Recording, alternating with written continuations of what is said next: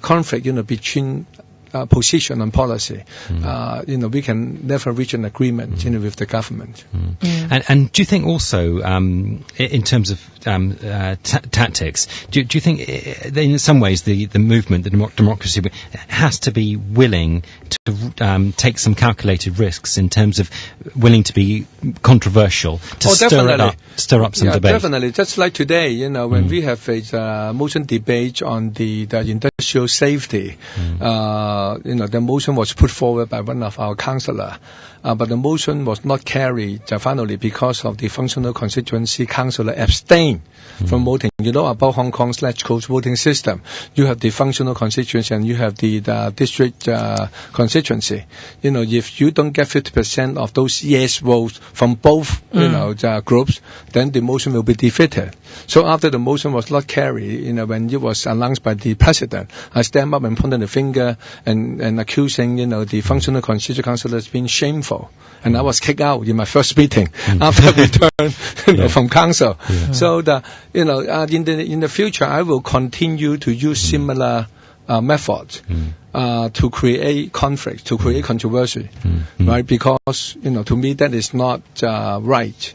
For motion like that being defeated because of the functional councillors' objection of those proposals.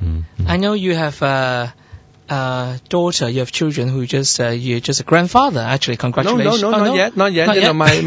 My daughter was married last year, but she doesn't have a kid yet. Oh, not yet. I mean, it's a wedding. Not yet. Hopefully you'll be a grandpa soon. That's the wedding. Soon, hopefully. But how do your children, are they worried about you? I mean, what did they, I talk to them, all the time over the phone, sometimes, every week. They a bit concerned, but they use that I'm being controversial all the time. So, but being politically active, though, sometimes it's not easy, is it? In terms of people's, I know, just talking from my own experience,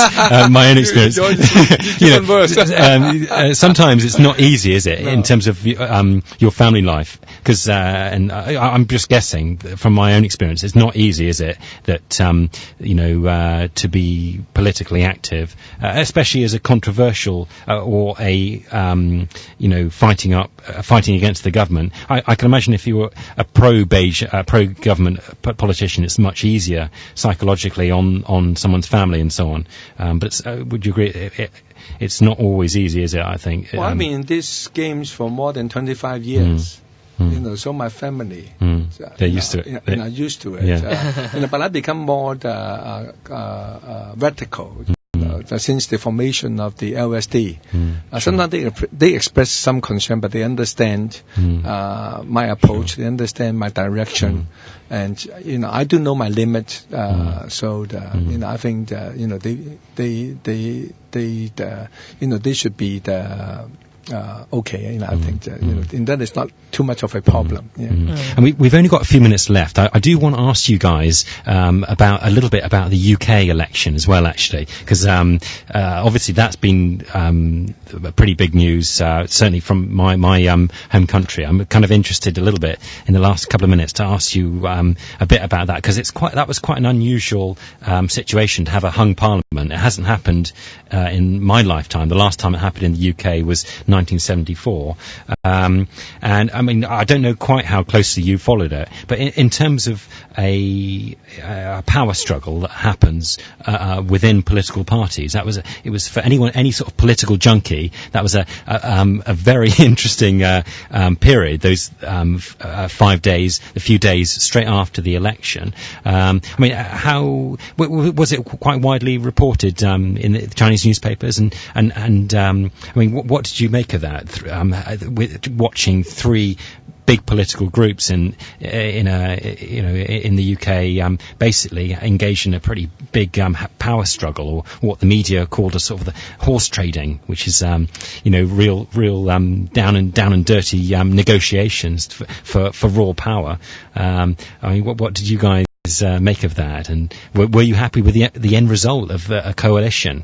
Because obviously I'm a natural Labour supporter, and in some ways I was disappointed that I think potentially the Liberal Democrats could have done a deal with Labour. Actually, they had enough votes, and if they combined with some of the other smaller parties, the Welsh and the Scottish, and there's a new MP, a Green MP, which was the first time a Green MP was voted in. But I mean, they could have done a deal if they really, really wanted to, and it kind of disappointed me that.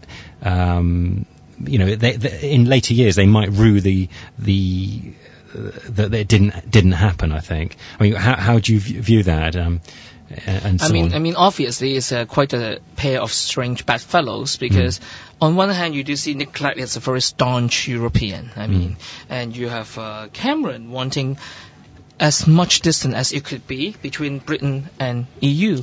So, I mean, in terms of these fundamental issues, they're so different. And we're just wondering whether how long these sort of strange bedfellows would last. I mean, it was quite an interesting scene. I mean, when David Cameron was making his speech today in the Parliament, and you do have Nick Clegg listening quietly. Sitting right next to him, is it? Yes, that's right. You have to be quiet. In the past, you have to shout at him, but this time you might be doing that. Just imagine how interesting the case is with maybe a LSD in the future. If there could be a party, LSD is a coalition party. The Communist Party. That's right. And Albert, as like Nick Clegg sitting at the side just listening. But personally, the outcome is somewhat expected. Because the Labour have been in power so long. So for any election like that, the other two parties would most likely form a coalition because they want. I mean, people want change. Just like Taiwan or just like any other place. When you have a political party being in power so long, if you don't get the majority of the vote, it's quite like 99% of the time, you will see the other party will form a coalition. And what's so interesting about this election is Nick Clegg, because especially about the polling, people used to say, oh, he's so popular in the poll, and he must pick up more seats this time. But just like history, Nick Clegg is always the third party, is almost like a guy that women used to flirt with but never marry. Well, I mean, the same in Canada. You had the New Democratic Party being the third party for so many years, for decades. Every time, they get about, 20% of the popular vote in many provinces.